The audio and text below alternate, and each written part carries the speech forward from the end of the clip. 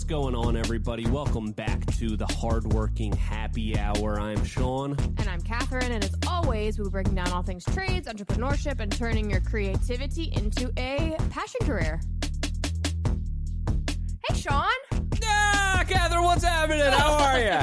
God, that was loud. Sorry, I do apologize for that. Sorry to anybody listening to this in headphones. I'm sorry for bringing the ruckus. I apologize, but that's kind of what I'm here to do. Yeah. I guess. True. Yeah. Bring that ruckus. Okay. Anyway. All right. Good. Not too much. Just, it's just a Friday. It's a Friday. It's raining today. So, we had a little bit of a half dayer. So, good week though. Good week. Everybody else, not us. We're doing this. Oh yeah. I mean, hey, we're always... The work never stops for us. Oh, God. Yeah, they think, hey, the van crew's got it easy, but not the case. Little do they know. The grind never stops. My God. Anyway, yeah, I feel like this week was great because last week was so cold. Yeah. It was so cold. And this week was pretty nice. It felt like it was basically summertime compared to last week because we were really down in the single digits. And today I think it's getting up to 50. Yeah. It's raining and a little windy, so that makes it not feel quite like 50, but it still feels very, very nice. Very nice. Very nice. Warm. Very nice. Yeah. So God, it was delightful yesterday. Oh, yeah. And it just goes to show you how much, life is such a game of comparisons. My God. Okay. Sure, 40s feels like just a dream when you're coming off of single digits. But it's true. If it's the middle of the summer and it goes into the 40s, you'd be freezing. So True. You know what? You know what really confuses the heck out of me? And I really just need to get it off my chest. What? Okay. It's the wintertime, right? Yeah, correct. If you're inside your house and your heat is on, say, like 68. Okay. It's pretty cold. You're going to be wearing pants, probably a hoodie inside. It's not going to feel like warm. But then when it's the summer, you're inside. If your AC is at 68, you'd still be in shorts, right? What's up with that? Do you get what I'm saying? A great question. And I feel like usually people keep their temps at like 68, 69, 70, maybe a 71, 72 if they're like, okay, all right. Yeah. And if you were outside, there's no way that you would notice the temperature difference between those couple of degrees. But inside your home, It's like such a vast difference. You're like, oh my gosh, it's freezing in here. It's 1 degree colder than I'm used to. That's true. So, all right, so you don't really have an answer for me, but I don't. No. But isn't that weird? Question. It could be the same temperature, but you're going to be. If I put on shorts and was walking around my house now in a t-shirt and shorts, I'd probably be cold. I'd be like, I need a hoodie. What are we talking? You're at a 68 in your house? I think it's at 69. Okay. But yeah, isn't that weird? That is strange. Yeah. I find it to be very strange. Anyway.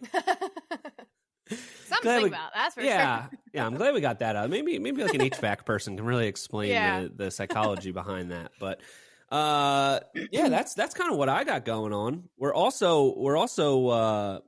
moving along on the shop/office. I think in the next what? Yeah, all that or whatever. But go Birds! We haven't said that yet. Oh my God, go Birds! Winning the damn Super Bowl. It's gonna happen. What an unbelievable journey it has been this year for the Birds. What a journey it has been. That actually reminds me. I was kind of reflecting on that, and it's such an odd thing to, like, the older I get, the more I realize how ridiculous it kind of is to, like, invest so much of your emotion into other people playing sports. You know what I mean? Yeah. But at the same time, the more I appreciate doing it, you know what I mean? It's like, I can just I know that this, like, you know, in a way it doesn't matter at all. But it's nice to just like let yourself go and just be in the moment. There's nothing like being in the moment, like watching the birds. You know what I mean? So I just feel like it's such a group activity. Like that's like during the regular season, especially, you're just kind of like, well, there's always next week if we didn't win or whatever. right. Like, especially in postseason when everybody's getting together for the games. And then after we won the last game to go to the Super Bowl, all of Philadelphia was in such a buzz. Like, when a whole city comes together and just feels like electric, it's so fun. That's my favorite part. I mean, I like football and all, but like that part is, I love it. It is. It really is. It's a beautiful thing. It's a beautiful thing that our birds are going to the Super Bowl. So that'll be next week. We'll see. We'll see how it goes. But I think they're going to bring home the old Lombardi Trophy. I hope so. Yeah, we'll see. Man, I hope so. If they do, I will be taking off work to go to the parade. So sounds good. I will not. Not a crowd guy. Not really. And I'll also be in Mexico for the Decorators Pro Summit. Yeah. It'll be the week after the Super Bowl. It would probably be like Wednesday or Thursday of that week. I thought you were going before the Super Bowl. You're right. You are going after this. Oh, yeah. So I won't even be around. But last time I was glad I didn't go because it was like freezing. People had to like take the train to Camden, walk across the bridge to get into Philly. Exactly what I did. It was amazing. Yeah, I think I was going to go with like you and whoever else you were going with. And I was like, you know what? Nah, I don't feel like going. I'm going to stay home. And I got to sit there, watch all the speeches, perfect view. I was eating nachos in my living room. It was great. I was like, everyone else is out there freezing and probably can't see anything. I had the best day. It was so fun. Good. I'm glad. So did I. I didn't have nachos, but I did watch the speeches. We were really right in the middle of things. We did walk there. We walked over the bridge from Camden into Philadelphia, which was a good bit of a walk, much more than I thought. And then the day's over. We were, just riding this high. Then we walked back over the bridge. There was a traffic jam of people walking over the bridge. So we were just standing on the bridge for like a really long time. That was like the not fun part. But anyway, the rest of the day is super fun. Yeah, well. But Mexico will also probably be fun. I think so. Yeah, I think so. But, well, we'll see. I don't want to get ahead of ourselves here, but you're right. Let's not jinx it. But hey, we'll see. We got some exciting stuff to talk about this week. We're going to be touching on a couple topics, including some advertising that has just happened to catch my eye. I'm very perceptive, I think, to advertising. When I feel like I see something that's really good and it grabs my attention, I take notice to it. And I think in a way that's a good way to kind of open up your own mind to how you could be creative with your advertising when you're just going through life, like, and you see an ad for something, you're like, oh, I'm going to make a mental note that this ad caught my attention and what was the reason for it. So we're going to talk a little bit about that. And before we get into all of our topics, I do want to talk about you go through life sometimes and you come to these moments where you have these self-realizations, these things that you find out about yourself that you never would have guessed. You know what I'm saying? Okay. You get what I'm saying? Almost like a turning point in your life, it could be. You had a turning point. Yeah. As a realization of who I really am, and it broke all prior thoughts of the type of person I was. I have. This is about to be really silly or really serious. It's very serious. Okay. I've gone through my whole life steadfast on the pulpit that Triscuits are horrible. Okay. Triscuits are terrible. It's just like ground up like cardboard that's been dried up and then made into a cracker. And people will try to say, no, Triscuits are great. Triscuits are terrible. They're the worst. And I've lived my life under this pretense. Yeah. And then last week, I'm sitting there and I'm eating a bowl of Frosted Mini Wheats, which is basically the cereal. It's like Triscuit cereal, and I love it. I love Frosted Mini Wheats, and it just got me thinking, wow, maybe if I just opened my mind a little bit, I could just embrace a lot more beauty in life. Yeah. So That was what I had this week. So you still haven't tried a Triscuit? I've tried them. To be honest, I don't think I still have that. I still have that bias. Okay. But it just, you just want to make a reminder to yourself to try new things. Yeah. You might surprise yourself. Steadfast. Yeah. No, I get it. My husband's father has never tried ranch dressing ever. And he like the look of it repulses him so much that he's never tried it. And I think you're hard pressed to find somebody who doesn't like the taste of ranch dressing. And it blows my mind that he will not. He is steadfast in his belief that he will not try it. And I keep telling him when he's very old and feeble, I'm just going to like spoon feed him a little bit by accident. And he's going to realize what he missed. So. Wow. Yeah. I feel like he's gone on long enough where, hey, you don't need ranch dressing. I feel like it would, at that stage, it would just piss you off so much. Like, what? I've been missing. My God. I just can't imagine not wanting to try it for this long. Like something so staple, ranch dressing. Yeah, I feel like I was like that with blue cheese dressing for the longest time. Never tried it. Just the name of it kind of weirds me out, like blue cheese. Mm-hmm. I don't know. Just never wanted to. I did end up trying it somewhat recently in the last couple years. Not a huge fan. But and it's got those little chunks in it. That's what weirds me out about all this. But anyway, we've already covered a lot of hard hitting stuff, so let's continue on that. But okay. Yeah, okay. Well, one thing that we do want to kind of like touch on a little bit and just give a little bit of our thoughts on is, we've got a new, I don't know, what do you call it? A regime, new leadership in this country, and administration. That's what you call it, administration. Yeah, I'm not good with like words and politics and stuff, but it's okay. One of the big things that I'm seeing kind of everywhere on the news, on LinkedIn, is all this stuff about deportation, and I just feel like it's such an important issue in the construction industry. Because, I mean, you can rattle off a bunch of facts that, like, a quarter of the workforce is undocumented workers. I'm sure all of us, like, know somebody in the trades. I've met tons of people throughout my time in the trades that are undocumented. They've been here for a long time, and they're all really great people. All the people that I've met are just awesome people. They just want to work hard and make a good, fair amount of money. And it just like really kind of bums me out that there's like this rallying cry around kicking people out of the country that have been here for a long time, that have participated in society, that have taxes taken out of their paycheck, that, that haven't done anything wrong. And besides come here undocumented.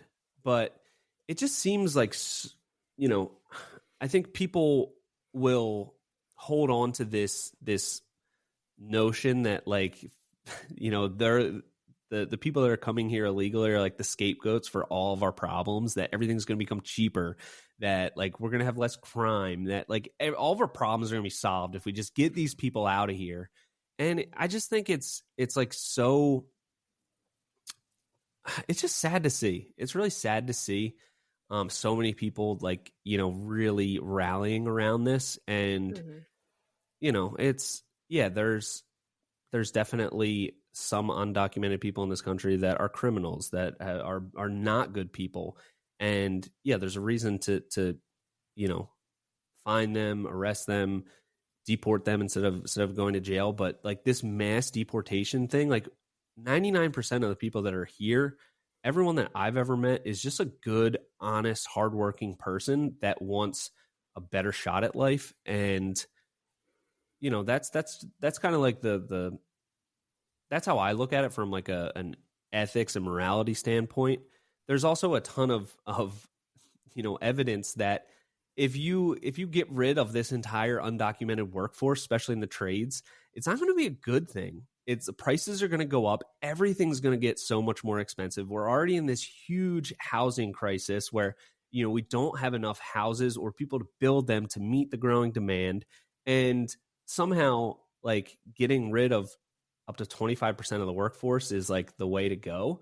I think like the real solution is giving people a fair and honest path to citizenship and, legitimizing them here. And then, then you can sift through, the people that have criminal records that have been arrested a bunch of times in the US, like that are committing violent crimes, all that kind of stuff. Yeah, you can have like a vetting process for these people, but I think there needs to be a path for the people that are just here, that are good people, that are working hard and want to be a part of American life. Yeah, I completely agree. And I think that especially just being in the trades, you learn people's immigration status, and I think that most of us could say that we know people who are undocumented and who we care about and have grown to love these people, and it does just seem so unfair. And I think that a lot of these people who are calling for who are excited about this mass deportation thing and say like, oh well, they should have come here legally, I don't think that they actually realize how difficult and how complex and expensive it is to immigrate to America currently. Like, it's not a easy or cheap process, which I'm not saying that, obviously there should be vetting, and I'm not saying that like,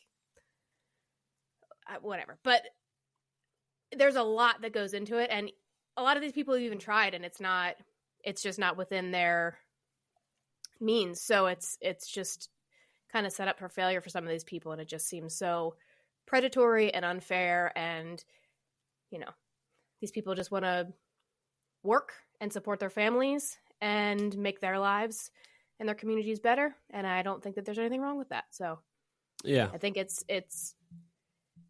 you see the White House posting pictures of like people who are not violent criminals in like shackles being boarded onto a plane. And I just think that that's so dehumanizing, and people should at every turn be treated as an individual. Like, these people aren't violent criminals. They're people that want to support their family and just live a normal life.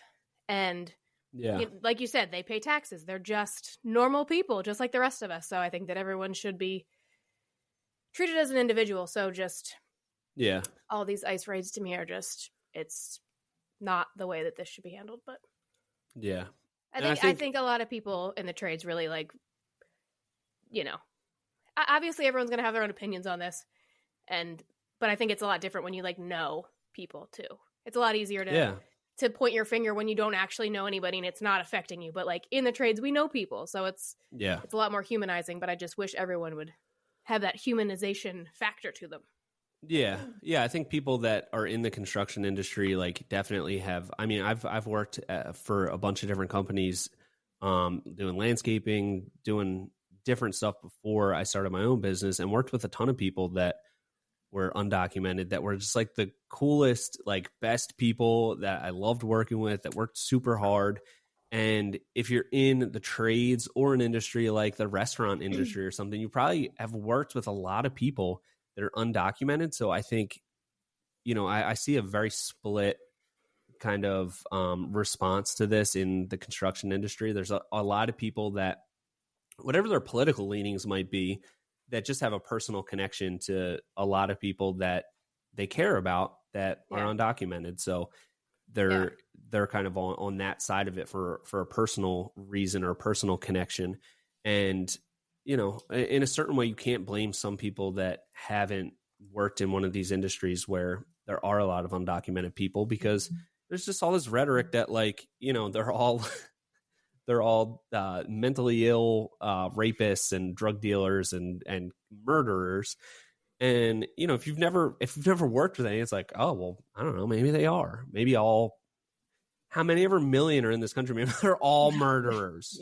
Like, it's just, it's crazy. And I think, especially in this industry, I think we need to, like, I don't know, it's just something that I feel like we needed to say, and just at least put our stance on it.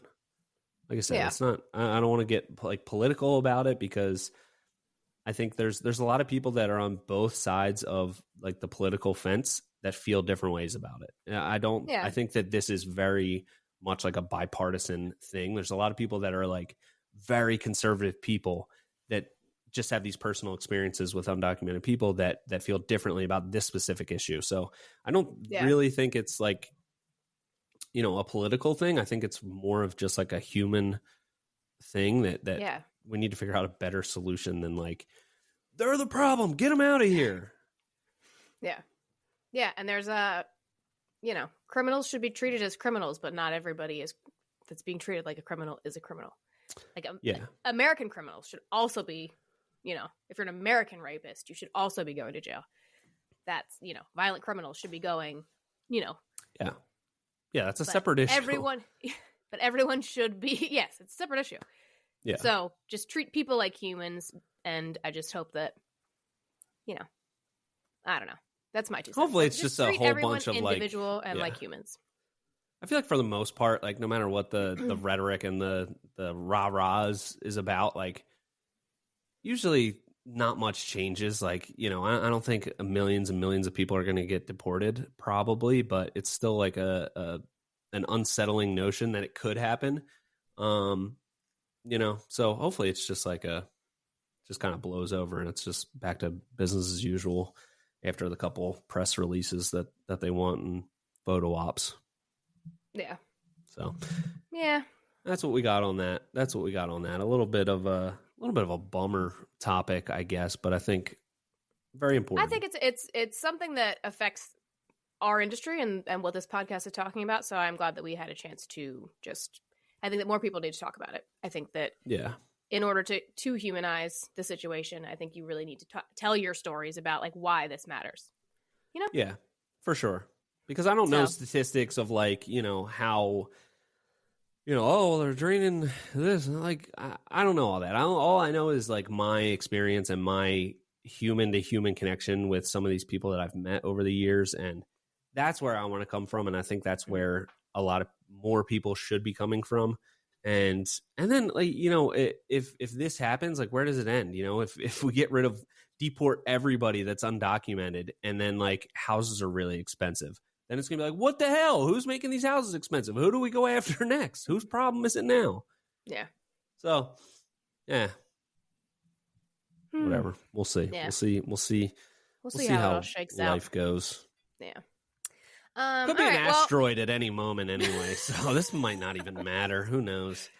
Oh, yeah. All right. Well, moving on to our next topic. Do you want to introduce it? Commercials. Well, no. You already teased it. So I think that I'm actually excited to talk about this because we always talk about how like social media is the best way to advertise, and there's all sorts of different marketing strategies, and it's kind of old school now to think about like commercials and billboards. However, those things are still around, and we're still exposed to all of those things, and there's a lot of value in like taking them and realizing what works about them and then using that to translate into your new marketing strategy.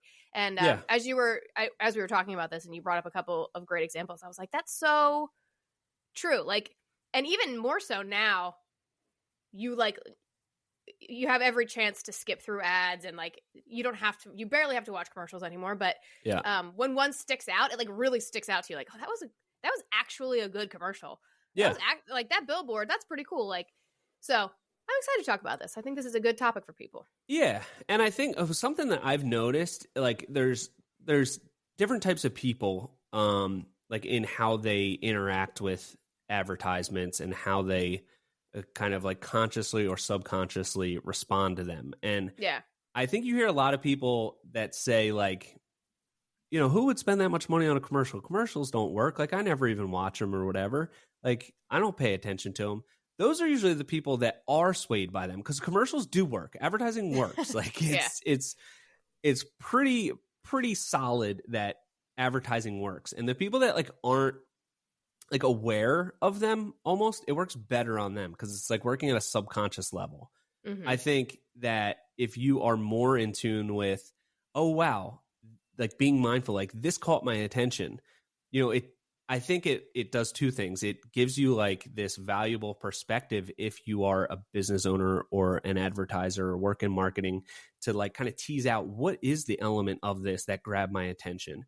And then also, I think it makes you less susceptible to like, the subconscious buying bias of watching advertisements. If you're like mindful that I did watch this commercial, this caught my attention, like, you know, I think it sways you less if you do that. But the people that are like, commercials don't work, they just, you know, who watches them? Those are the people that it does work on, because they're like, they don't remember the commercial that they watched, but they, you know, there's something subconscious that, you know, spikes up in you when you're ready to buy the next thing of laundry detergent. And you're like, oh, well, I don't know. I just feel like Tide washes my stuff better. I don't know why, but it just kind of does, you know? So that's, I think that's like the interesting and fun part about advertising in general is like, it's a business thing, but it's also like a psychological like game almost. And so I'll kind of rattle off a couple examples that I've seen recently that really caught my attention and made me think.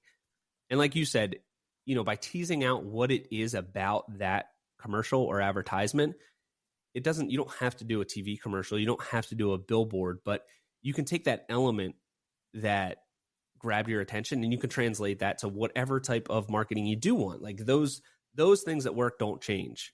The way that you deliver it can change, but like the thing that grabs your attention and captivates you or makes you feel a certain way, like that is pretty steadfast, and it's always going to be that way. So I'll start off. Okay, so I was driving down the highway the other day, and it's actually the second time I've seen this place, but there's a lawyer's office, and you know, I probably drive by a million law offices. They're all the same. It says law offices of blank, blank, and blank, and they all kind of look the same, have the same thing. I'm driving down the highway, and I see law offices of whatever, I forget what it was, but it says their slogan right underneath it: just because you did it doesn't mean you're guilty. And I was just like, that grabbed my attention. That is amazing. It's funny. It's out of the ordinary. It definitely captured my attention. And even though I can't remember what the lawyer's office was named, I could type that into Google and it'll probably pop right up. And I think that, like, you know, that's kind of like it's out of the ordinary a little bit for a lawyer to like be a little edgy like that, or like basically saying, I know you did it, but I can get you off. Like, I think that is, and it's appealing to a certain demographic. Like I would basically bet my life that the majority of their cases are DUI, like low level arrests, drug charges, motor vehicle violations. Like, I'm sure that's what they specialize in. And it's like, yeah, I might have been drinking and I'm guilty, or no, I did it, but I'm not guilty. Like, I think that like the target market that they're going after, they're speaking directly to them in a really intriguing way. We'll set aside like the ethical part of this, but just the advertising part I thought was so good, because it just seems like all lawyers, they're advertising they all kind of seem the same. And I thought that was like a really good way to go outside the box and captured my attention big time. Yeah. What do you think about it? I love it. I think that's so clever. And now that you said that, I was thinking about other like law, like those, what do you call them? Ambulance chaser lawyers or whatever. Yeah. There's so many of them in Philadelphia, and like I feel like I can name like 6 off the top of my head, and it's because they probably spend so much money on advertising. They have their commercials and billboards are literally everywhere, which speak to like a quantity thing. And also with their which that's like a prime, like a benchmark of marketing, just blasting people all the time with volume or whatever. It's just so they keep seeing you over and over and over again, which I do think these lawyers are doing. But also I think that they're doing those commercials where they're like, I'm John Malkovich from Top Dog Law or whatever, and it's just like the driest, stupidest commercial. But I feel like they've really played into that, and now all of them are doing it, and it almost seems intentional, because now it's like that's like their shtick, you know? They've really leaned into that, like, hi, I'm John Morgan of Morgan and Morgan. We're for the people. Yeah, like I can rattle them right off. Yeah. And he even like plays into, he he's really not does from the area. Like, I think he's from Florida. Yeah, But they're that's like another thing. But he's like, I'm John Morgan, because like Philly's like John. They say John. Everything about it is Philadelphia. Yeah, so he's like, I'm John Morgan. And it's like he spells it like that on the billboards to like be like, I'm a Philly guy, but he's not. So that's kind of condescending. Other ones have taken out billboards to say like he's not even from here. He's from Florida. So then they started like a little turf war. Yeah. And that's probably good for both of them. Exactly. You know? It's like a rap beef. It's just billboard rap beef law battles. So yeah. I didn't realize the lawyer game was like that, but really Rand is. Spear, the accident lawyer. Yeah. Let's rattle off. I mean, a lot of these like have gone back pretty far to like, daytime TV. Yeah. I feel like all the ones that I'm kind of like thinking of right now have been around since I was in like high school, and like you're off from school for the day, you're sick. So you're watching Maury and Jerry Springer and like it's the same commercials. It's Rand Spear, the accident lawyer, and J.G. Wentworth. It's my money and I need it now. So yeah, like what's something that like, for us, we could like take from that and implement? What do you think? What do you think is like is it, I don't like, it's not shock value in a traditional sense of like being so graphic, but it is shocking, I think, to just like put it that way. It's subtly controversial. It's not like you're not doing something that's really going to offend and alienate people. It's just you're just towing that line enough to get somebody's attention, but not crossing that line. Yeah, it's not like murder is fine now because I'll get you. I'll get you free. Yeah, that would be too far. That would be over the line. That would be too far. This is just towing the line.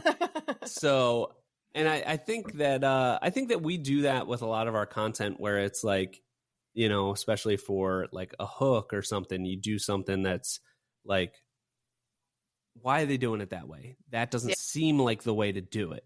So you kind of like grab somebody's attention with something that almost looks like it's not the right way to do it. And then kind of like carry through and show why that is the way that you do it. Does that make sense? Yeah, exactly. It's just slight enough that it's attention grabbing. Yeah. Not turning somebody off. It's just like, you're just right there. Your toes over the line, but you're not crossing the line. Yeah, so I think that is I think that's a good like tactic that you could use for mailers or billboards or social media. Like it could really go through any advertising avenue, but like just towing that line and also like realizing that that type of advertising is not going to appeal to everybody, but to the people it's speaking to, it speaks directly to them. So like if you're doing like a mailer that goes out in the mail, like intentionally doing something that is offbeat or different to just be like, what the heck is it? You know what I mean? Yeah. Like, all right, this is an idea that I just came up with. Send out a mailer, real, it's postcard size, and just it's black with white lettering, really big, and it just says "Your backyard sucks." And you turn it around, and it just has Premier Outdoor Living LLC.com. Love that. Right? What do you think? Yeah. That's great. I think that would work. Yeah, I think that's good. Just came up with that off the top of my head. So something like that where it's going to grab your attention. And there's certain people that look at that and be like, well, honestly, that's rude. They've never even seen my backyard. And then there's other people that are like, oh, wow, that's creative. I like that. I like that. So like, no matter what you do, especially when you're a little bit edgy, you're going to alienate some people, but you're really going to like, evoke an emotion in the people that you are speaking to. So that's the crux of it. You can't appeal to everybody. So really, sometimes being a little bit polarizing is a good thing. Yeah. I think I can't remember exactly what it was, but I remember I saw a billboard and it was just like you said, just a black billboard. And I think it said it said something like "the end is near," period, and then it had a website, and that's all it said. And it was something like religious, but I was like, that caught my attention, and I was like, I want to know what this is. It's probably nothing that's going to like. Yeah. I don't think this is going to have anything to do with me, but I do want to go to that website and figure out what it is because that's interesting. Yeah. So I like that. Yeah. It also actually reminds me of one of my favorite shows. I don't know if I've ever talked to you about it. It's called Nathan For You. Oh, I think we're going to say The Wire. Okay. Well, that's my all-time favorite show. This is a little bit different. It's like a comedy. It's on Comedy Central. On Comedy Central. It's about like, it's like almost like a sarcastic, like fake business advice show. Mm-hmm. But he comes up with these like really off the wall ideas to generate buzz about a business. And one of them was a billboard that says, it was for a psychic, and it was like in LA, and I forget what the name was. It was like Maria Rodriguez or something. It was like whatever the most popular name was in Los Angeles. They picked that name and said, and the billboard just said, like, Maria Rodriguez, I have a message for you. Call me. And it was like, he's like, there's like 6,000 people in LA that have this exact name. If my name is Maria Rodriguez or whatever, and I see this, I'm going to call it, So it was like, that's a very extreme example of like targeting a certain type of person. Yeah. But it proves the point, Yeah. If your name's Maria Rodriguez and you see that sign, you're going to be like, is this God talking to me? This person must be a psychic. So that's a funny example of kind of a little bit hyperbolic, but it proves the point. Yeah. I like it. You like how I just weaved in hyperbolic like that? Beautiful. Great word. I used it right, didn't I? Like of hyperbole? Yeah, I think so. Wow, I'm proud of myself. Imagine that. You're doing great. Thank you so much. I do appreciate that. All right. Moving on to a next example. And should I play this? Should I play the audio of it? We'll kind of give a description of what's happening and then play the audio. Okay, so this I saw for the first time last week, actually during the Eagles game. I saw this, and Go Birds, and it's a Bud Light commercial, and it was just like done in a really interesting way that like made you think, and like, so I'll just play it. It has Shane Gillis and Post Malone. You're not actually allowed to drink in a beer You know you're not actually allowed to drink in a beer commercial? Since when? You gotta wait till it's done. 5, 4, 3, 2, 1. So that's the commercial, and it just cuts off right there, and it's like, you're not allowed to actually drink in a beer commercial, which I didn't know, first off. So like that's an interesting hook. Like you see beer commercials all the time, and you're like, oh my God, yeah, I guess I've never seen anybody actually drink in them. They have the beer, and they're just sitting there in a driveway, and it's like, they're like, you got to wait till it's over. And they're like, just slowly bringing the beer closer to their mouth. They're like, 5, 4, 3, 2, 1. And then the commercial's over. And it just like, I just felt like it was such a creative way to like, again, it's kind of towing that line. It's like, you're not allowed to drink beer in a beer commercial, but you can like imply that you're about to drink it. And like, I felt like it was just such a good way of building anticipation and like, like building that desire, like, oh man, that cold beer sounds good. I just thought it was such a unique, clever way to get the point across. And it's even better than like, if you were to be able to drink in the commercial, like, just like that desire that you want to have that ice cold Bud Light, but you're not allowed to in the commercial. So like you can see they're just waiting for the commercial to be over and the countdown. I just thought it was done so well, and I just loved it. It made me think. It was funny, and it was like, I'm not a huge beer drinker, but I was like, man, go for a cold one right now after watching that. So I thought it was, I just thought it was really good. I showed it to you, Monday or something. What did you think about it? I thought it was great. And it's such a short commercial too. It's very, very quick. And I feel like they got like a huge message across in such a small amount of time, which they have the benefit of like the compounding effect. Like everybody already knows what Bud Light is. So they're not like, they don't have to introduce themselves. They don't have to, do all of those things that they are just trying to keep themselves top of mind. And I think that they did such a good job with that because it had everybody, it had everything. It had the people that were recognizable to a lot of people. It had anticipation. It towed that line of like, oh, we're about to do something we're not supposed to do. Are we going to do it? Are we going to do it? Yeah. And I feel like it had everything. I think it was top tier. Definitely well done. And now that I think about it, I don't think they say Bud Light one time, but you just know. Yeah. So I think that even speaks to it more, that they don't even have to say what it is. You just, that obviously is that compounding effect of like everyone sees that can, knows what it is. But also just like the effectiveness of the ad that they don't need to say it. Which I think is I just thought it was so well done. And I love watching commercials so that you can appreciate the good ones. And I just thought that one was great. So what do you think is a way that you could take elements from that and apply it to construction? This one's maybe a little tougher. Yeah. I think that this is it's a case study in holding people's attention enough to get your message across and no longer. So it's, I think that a lot of times people get really caught up in trying to get their entire message across in one piece of advertising, where they obviously have the benefit of people already knowing what Bud Light is.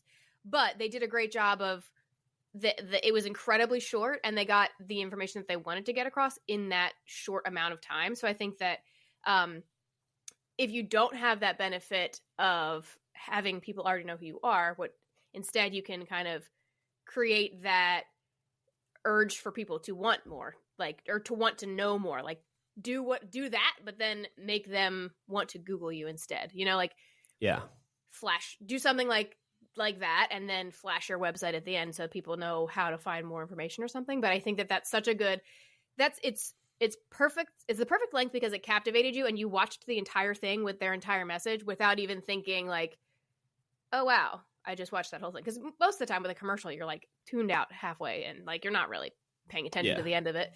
Yeah. Unless it's good, unless it's captivated you. So this is like a perfect. It's quick, it's got everything, and it really captivated you to the end without you even realizing it. So yeah, I think that this is a good message of just getting in what you need to get in, and then be concise. Be concise, and and I think it's also like that building of anticipation and like the desire is like building with the little countdown and everything. So I'm imagining almost something like, getting across somehow in an advertisement with like doing everything that like you have to do in like your regular everyday duties and responsibilities of life, and then having like this backyard to like escape to, like, oh, it's almost time to just like chill out and relax. You know what I mean? Yeah. Sort of. I don't know how that would kind of come across. You'd have to, kind of workshop that a little bit, but like the idea of building that desire and like making it palpable, I think that's the takeaway for me. Yeah.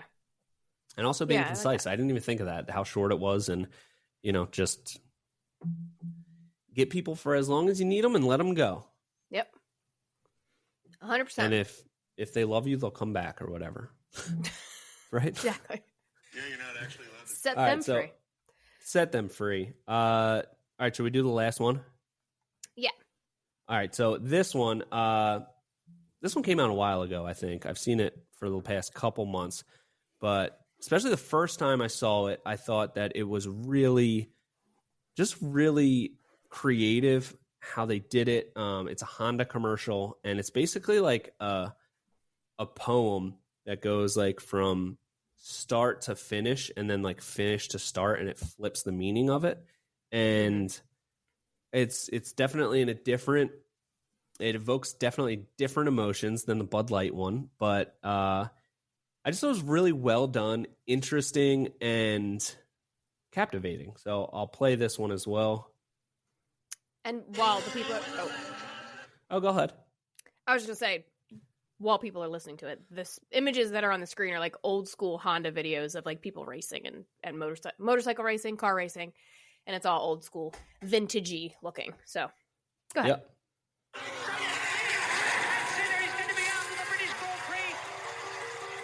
You won't remember my name. This is the last time you will see me at the top.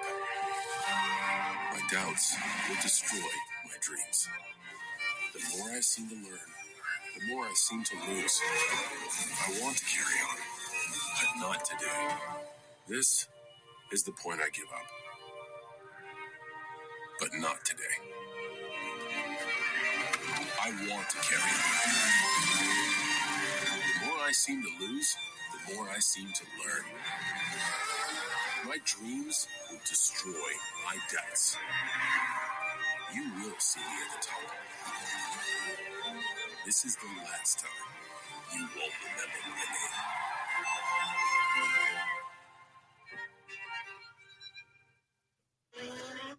And then it just says Honda at the end. And it's like, you know, I know Honda makes engines and all that kind of stuff, but it's not like, it's not a typically, I think with a lot of car commercials, you know, you're seeing like something about a specific model, and like, you know, they're talking about the features and the, you know, the performance and all this kind of stuff, where this is like evoking like a motivational thing that I think like everyone kind of aspires to, you know, like everyone has felt like they're just beaten up and broken down and like they can't go on, they can't bounce back from this. But, you know, that's like the ebbs and flows of life. This is like just doing it in such a more motivational and like, you know, inspirational way. And I think that's something that everyone can kind of relate to and wants to be that type of person that's like not going to back down, that's not going to give up. Even if you're not that type of person, like everyone aspires to be that type of person. So I think it speaks to like the way that people want to see themselves, and it's done in a really creative way. Like it grabbed my attention initially because like it's basically on the screen too, like as it's going. So it starts and it like, you know, kind of like almost teleprompter the words, and then you see it reversing, and you realize when it reverses, it has the opposite message when you just say the lines in reverse. And initially when it's saying that, it's like, I'm going to give up. I'm going to like, my doubts will destroy my dreams. Like all, you're like, what? Like that captures your attention a little bit. And then you see that switch and it goes backwards, and it's like very uplifting and motivational and aspirational and all this kind of stuff. So I think that I don't know, it evokes an emotion in you. Like I think you watch it and you're just like, it makes you feel like, I can do anything, just like Honda. Just like Honda, I can. It's like that Honda commercial told me I can. Exactly. And when I showed you that, I think I showed you that one today, and you were like, what'd you say? I said, I've never been more proud to drive a Honda Ridgeline. I thought I was cool because I drive a truck, but I want to be a Honda guy. Honda gets me. Yeah. They do. Yeah, I think that this is the prime example of selling a brand versus a product. Because in that video, they were showing things that you can't even buy anymore. It was all incredibly old Honda stuff. So there was some new stuff. Because I am actually thinking about, I'm thinking about getting a Formula One car. Oh, okay, perfect. Yeah. So they did speak to you on that, Formula One cars. Yeah. But it's like actually the beers too, but like cars, beers, you usually pick your camp. Like you are a Honda guy. You are well, I mean, it's like, no offense, but Honda's usually not the one that people pick. I did, but well, actually, I didn't. My truck was free and given to me. But anyway, you usually pick your brand and then you kind of stay in a lane. Or like with beers, you usually pick your beer and then you stay in your lane. And then you form some sort of relationship with this brand and then you just can't let it go. Becomes part of your identity. Exactly. Yeah. Especially or like with the light beers. Milwaukee, you're either like the Wall. Exactly. Yeah. You pick one and you stick with it. And it's stuff like that really gets people amped up. Like that, like Honda people probably saw that and were like, yeah, like me. Oh, definitely. Like, for sure. And it made me think like, I might get a Honda. You know, and they also make like quads and dirt bikes and stuff. And now that I live out in the woods, I might go get a Honda quad today. Who knows? There you go. Because I want to be a champion. I don't want my doubts to destroy my dreams. I want my dreams to destroy my doubts. Yeah. So, and I like something to think about. Yeah. I've owned several Honda products, and I do like that. And when I see that, I am like, man, they do really have some good engineering. When you see all that old stuff, you're like, they've been around, they get it, they know. And they really, and it was the music that really gets you. That also, the music is storytelling, 100%. That if that same commercial had no music behind it, gotta be a snooze fest. But with the music, you're like, it's first it's beating you down, and then it's bringing you back up. So you do need that storytelling. But Honda, who would have thought? Honestly, who would have thought? Great products. And my truck is from 2007, and it's got 270,000 miles on it, and she's great. I love that thing. Well, my Ford F550 is from 2006. It's got 97,000 miles. That's just a baby. Exactly, because it'll run forever or whatever. Because I'm a Ford guy. Though. Yeah, that's true. But the light beer thing is just a funny. It's a funny like. Yeah, what team are you? What light beer did you choose when you were 20 and stuck with Bud Light? Bud Light. I was always a Bud Light guy. Yeah, all I know. Pat's a Miller Light guy. Pat's a Miller Light guy. Yeah. And then you got the Coors Light. Yeah. I was a Coors Light gal. Coors Light people they're ostracized. They're ostracized. But it's so funny to think about. I mean, like people are always like, "Oh, Coors Light. What do you mean? You mean water?" I only drink Miller Light. Tastes like beer. They all taste like exactly the same. They're like so almost identical.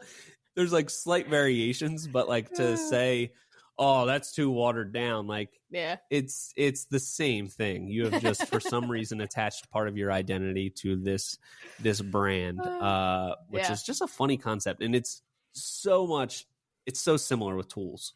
It's so similar with tools, and I think that's why I am attaching myself so much recently to Hercules tools from Harbor Freight, because I just.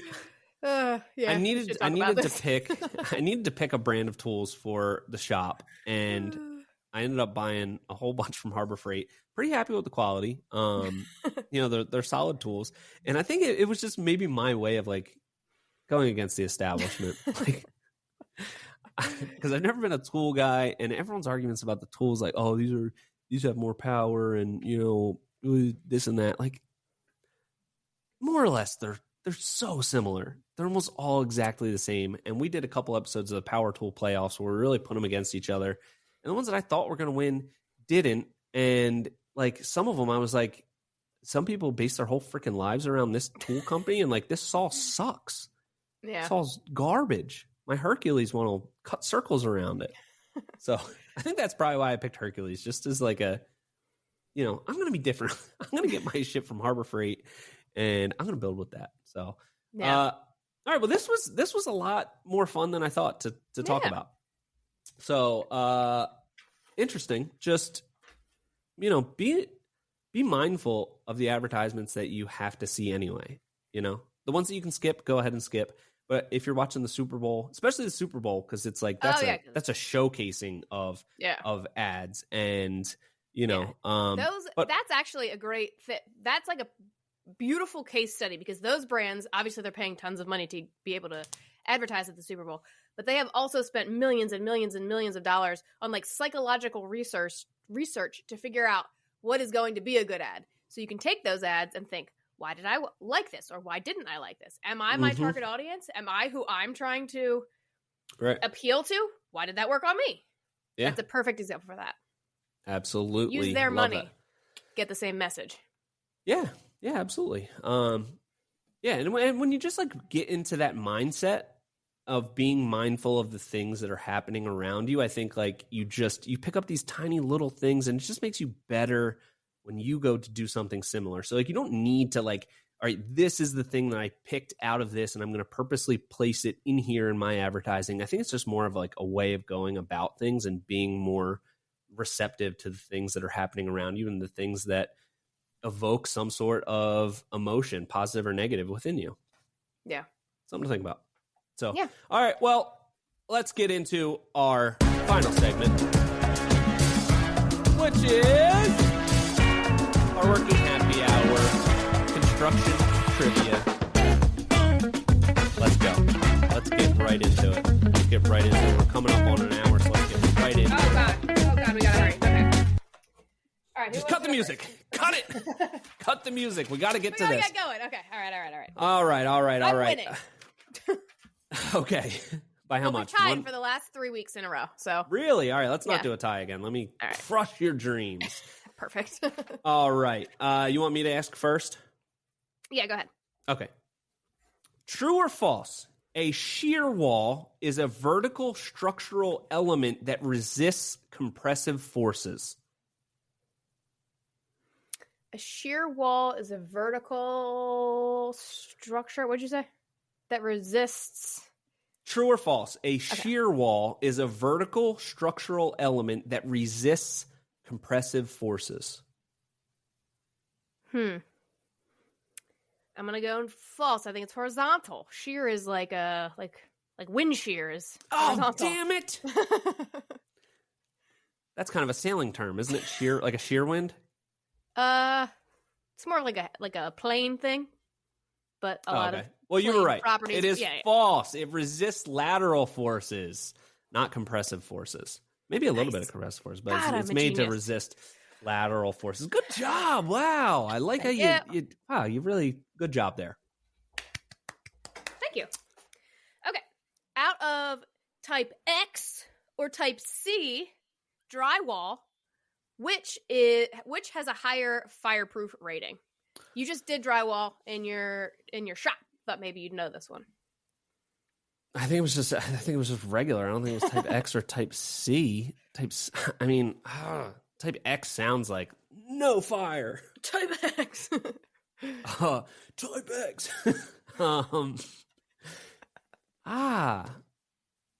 Type X or type C? Yeah. I'm gonna go type C. Correct. Yay! All right. Type X is like typical, and then type C is what you would use around like things that need extensive fire protection, like a furnace or like party walls in between multi-family party walls. homes. Nice. Party wall. All right, wall, get crazy. All right. Well, tied up. Thank you so much. Okay. Moving on to our next question. Okay. This is the common pitch for plumbing pipes. These are all per foot. 1/8 inch what kind of per plumbing foot. are we talking? All. Okay. Universal. The common pitch. 1/8 inch. But like per foot. liquids? Are we talking like gas plumbing or like just? No, we're talking liquids. Okay. Gas is pressurized, so it just goes wherever. Well, you said plumbing. I don't know. It's a very vague term. I'm just trying to make sure I understand the question. All right, liquids okay. that need to drain. Okay, how about that? Okay. So not Poopy water pipes. supply lines. Poopy pipes. Yeah. You got your mainly poopy pipes. Gray okay. water. Okay. All right. Yes, gray water. Good. Okay. Oh, you might know this then. Wow, your vocabulary is pretty extensive on this. Okay. This is the most common pitch for plumbing pipes that carry liquids in gray water or whatever you said. Okay. 1/8 inch per foot, 1/4 inch per foot, 3/8 per foot, 1/2 inch per foot.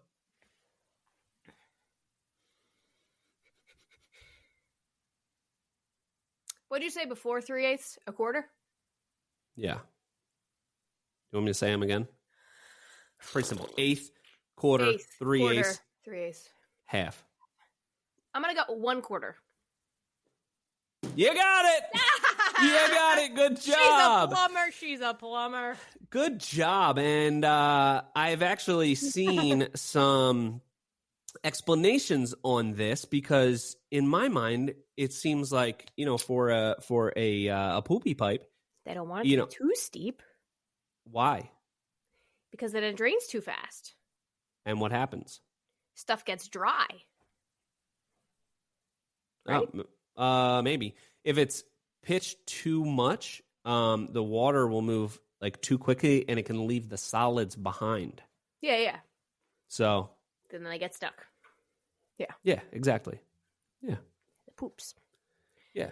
Or if the poop starts moving too fast, it becomes some sort of unstoppable smelly force. That'll take over the world. Oh, gosh. All right. Good job. 2 for 2. Look at you. I am so in favor of everyone joining the trade. However, the people that have to deal with like septic backups, my God, those people, they should be getting paid 4 times whatever they're getting paid because you couldn't pay me to do that. I just wanted that on record. Okay. I think stuff like that, you just find your way working there somehow, and then like the smell goes away probably really quickly. Yeah, you think the porta potty guy that sucks out the porta potty stuff? You think he's like, oh God, it stinks? Probably like. To me, it's not even the smell; it's just knowing that I'm like in other people's feces. That's disgusting to me. I mean, you don't have to be in it. If it's a septic backup and it's like a basement that's full of whatever, or not septic, whatever it's called. Sewage?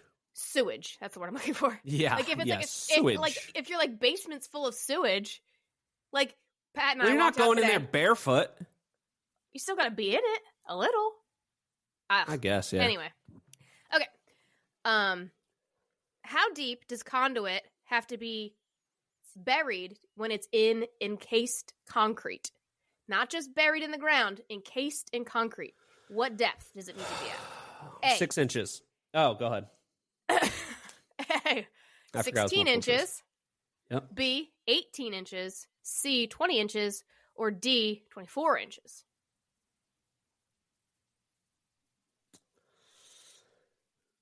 I'm going to go 18. Correct. All right. I feel like there might be because underneath, we've done this before, underneath a paver patio, and we only needed to be like 4 inches or 6 inches below the surface if it was in conduit. So maybe there's a commercial requirement and a residential requirement there. I'm not sure. Well, that was just buried. That wasn't encased in concrete. Well, you would think encased in concrete it would not need to be as low. I don't know. Hey. I don't know. That's just what the internet said, so. Okay. Well, the internet is our master, so yeah, I'm not going to argue with it. Let's go! 2-2. All right, I feel like I should have made this last question harder. Okay. What is the purpose of a lintel in masonry work? Oh, a lentil. It's a form of a bean.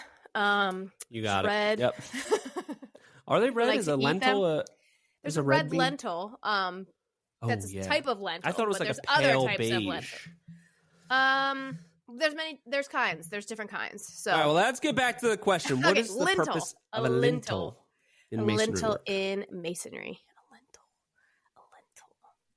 It doesn't seem like you know. I don't know. I feel like I've heard the word before, but I don't know. A lintel. All right. Get a guess out. A lintel. Oh, I don't know, Sean. That's all right. You're not going to hurt my feelings. I'm going to be happy if you don't get it. A lintel in masonry. I don't know. The where you start on like a brick wall. Yes. No, you knew it was wrong. I didn't even trick you with that. I know, no, yeah. A lintel is like a beam. It goes, like a Have you ever seen like, Oh. yeah, like above an opening, above a door, above a window. Okay. Yeah. Poor knowledge on your part. And you're That's concrete, bad. Kathy. That's bad. You're gonna have to relinquish that nickname for at least a week. I know. I'm sorry. It's shameful. We've never put a lentil into anything, so. Tell you what, I've put lentils into lots of chilies. Actually, I don't think I have. I don't go crazy with the beans. I'm just a black bean guy. Never any other beans? That's it. I don't. No. There's so many more beans out there. Yeah, but I don't like them. It took me probably like over 20 years to even accept the black beans. I can't. All I right. can't. Well, maybe in time. Maybe 20 years from now, you'll try it again. Yeah. Okay, Sean. This is going to be a bit of a vague question, so I will accept several different. Okay, for the win. Several different answers, but I will let you know if your answer is not good enough. I'll let you. I'll let you know. Okay. Thanks. This is where construction and design meet each other. What is the golden ratio? This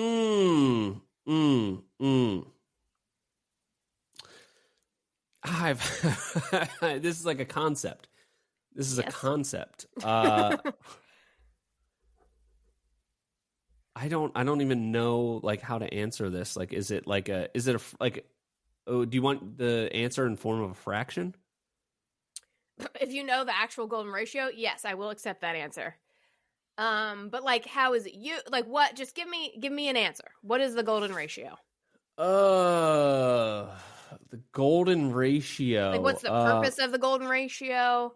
It's to... Is it how much water you mix into concrete? Is that the golden ratio? Like, what is the golden ratio? No, that's the water to concrete ratio. The golden ratio is a mathematical kind of equation that is... It kind of parallels the building blocks of everything around us. From molecules to atoms to... They all demonstrate this golden ratio, and it is kind of the ideal way of... All right, no, you're not. Organize. No. Not even close? You had it when you said mathematical ratio. Yeah. I was like, oh, he's on a good path here, but no. All right, 1/3. No. The actual ratio is 1.618 to 1.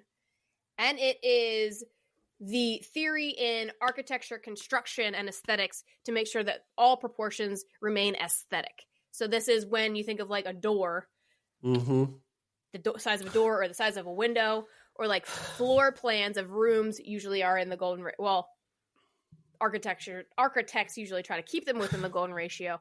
But us as consumers, we can kind of just visually see the golden ratio.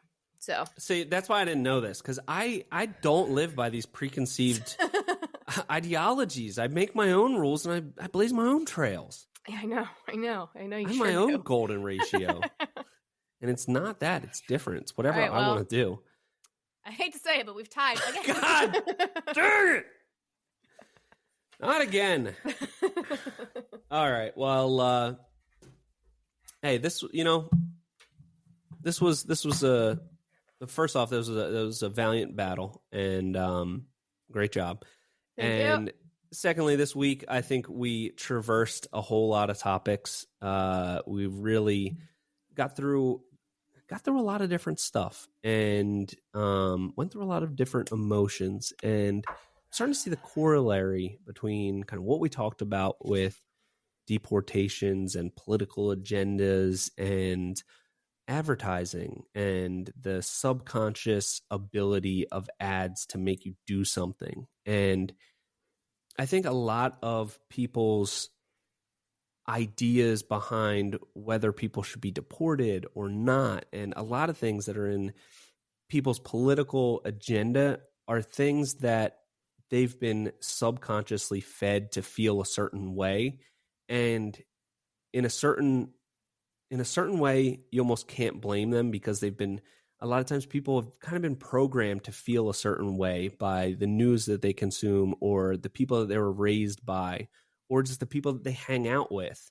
But But at a certain point, you need to take accountability for where your beliefs lie. And it's similar with advertising. You know, you when you're more mindful of the things that you're consuming or the things that are being fed to you, the more in control of your own decisions you are and your own ethics and stance on certain topics, which is a really, really important thing when it comes to things like deportation that affects real human lives. It's not just, hey, did I buy that couch or not because I was swayed by an ad? It's these are real people that lives are going to be turned upside down. So I think keep that in mind. Be mindful of why you think certain things and why you associate with certain ideologies or certain news sources, and you might unknowingly take a lot of that power back. You know, have more of your own free will. So something to think about. I love y'all. That was really nicely said. Thank you. Appreciate that. But really, honestly, it is like an important thing that I don't think should be like taken lightly. Like, you know, this shouldn't just be a partisan thing. Like, I'm on this side of it. Like, I think it's more important than that. And I think it's deeper than that. And I think it demands a lot more attention than, you know, what should the tax rate be? Like, I don't know. I'm not an economist. I'm not going to weigh in on that because I'm just going to go on living my life. But this is a different issue, and I think it deserves to be talked about in its own arena, separate from politics, really. So yeah, that's my stance on it. And yeah, that's what I got for this week. So yeah. All right. Do you want to tell all our listeners that you love them too? I already did. I love everyone, and go Birds. Go Birds! There you go. Let's get it back to that. All right. Well, till next time, this has been the Hardworking Happy Hour. See you next week.